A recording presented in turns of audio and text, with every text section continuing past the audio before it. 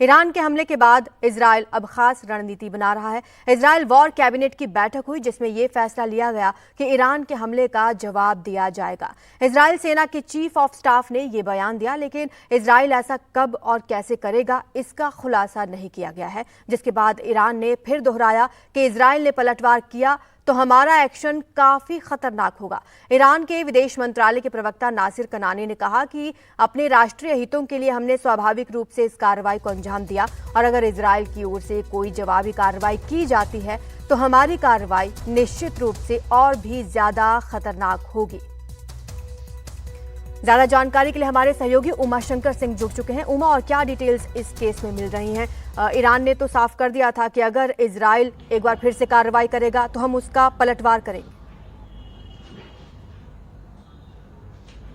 जी बिल्कुल, और ये बात ईरान की तरफ से लगातार कही जा रही है और दूसरी तरफ इजराइल जो है वो भी अपनी तैयारियों में जुटा हुआ है। बयानों में खासतौर पर ये चेतावनी दी जा रही है और ये कहा जा रहा है कि जो इजराइल है वो ईरान के हमले का बदला लेगा। जो कल दो वॉर कैबिनेट की कल दो बार बैठक हुई और उस बैठक में इजराइल की जो सेना है उसने ये प्लेज लिया कि ईरान के हमले का जवाब दिया जाएगा। प्रधानमंत्री बेंजामिन नेतन्याहू को इस बात के लिए अधिकृत किया गया है कि वो कब समय चुनते हैं और किस तरीके से इस हमले का जवाब देते हैं।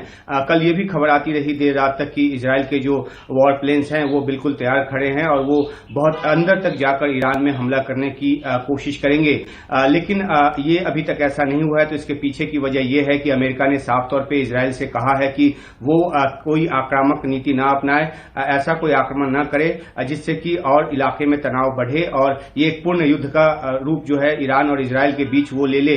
दूसरी तरफ पश्चिम के भी कई देशों ने इजराइल को संयम बरतने की सलाह दी है और यह भी कहा जा रहा है कि शनिवार की रात जब ईरान की तरफ से हमला हुआ था उसके तुरंत बाद इजराइल जो है जवाबी कार्रवाई के लिए तैयार था, लेकिन अमेरिका की नसीहत पर वो ठहरा। अब देखना यह है कि क्या ये जो ठहराव है लंबे समय तक चलता है या फिर इजराइल एक नाक का सवाल बनाकर इस हमले के लिए आगे जाता है, क्योंकि ईरान ने पहली बार इजराइल पर इस तरह से बड़ा हमला किया, उसकी जमीन तक अपने प्रोजेक्टाइल्स जो है वो पहुंचाए।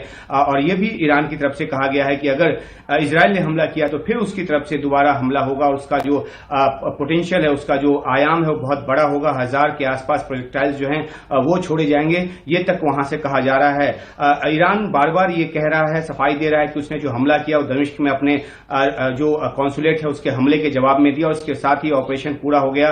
लेकिन इजराइल जो है वो ऐसा नहीं मानता और वो ईरान के हमले का जवाब देने की जो बात है वो लगातार कर रहा है। और ये भी जानकारी निकलकर सामने आ रही है कि ईरान पर जो है इजराइल अभी सीधे तौर पर बेशक कोई हमला न करे, लेकिन हो सकता है कि कोई कोवर्ट ऑपरेशन करे और कुछ ऐसा करे जिससे कि ईरान के हितों को नुकसान पहुंचे। तो पूरी तरह से निगाह इजराइल की तरफ इस बात पे लगी हुई है। यूएनएससी की जो आपात बैठक कल बुलाई गई उसमें भी जो यूएनएससी महासचिव हैं उन्होंने संयम बरतने की सलाह दी और इजराइल से कहा कि वो आगे कोई इस तरह का स्टेप न उठाएं। दूसरी तरफ ईरान अपनी तरफ से लगातार कह रहा है कि उसका लेजिटिमेट अधिकार था कि वो दमिश्क में हुए हमले के बाद जो है अपना जवाब दे और इसके बाद उसका काम जो है वो पूरा हुआ। तो ये एक बयानों का सिलसिला दोनों तरफ से जारी है, लेकिन फिलहाल स्थिति यही है कि इजराइल जो है तैयारी की बात कर रहा है, लेकिन अभी तक कब और कहां किस तरीके से हमले करेगा इस पे कोई खुलासा उसकी तरफ से नहीं हुआ है।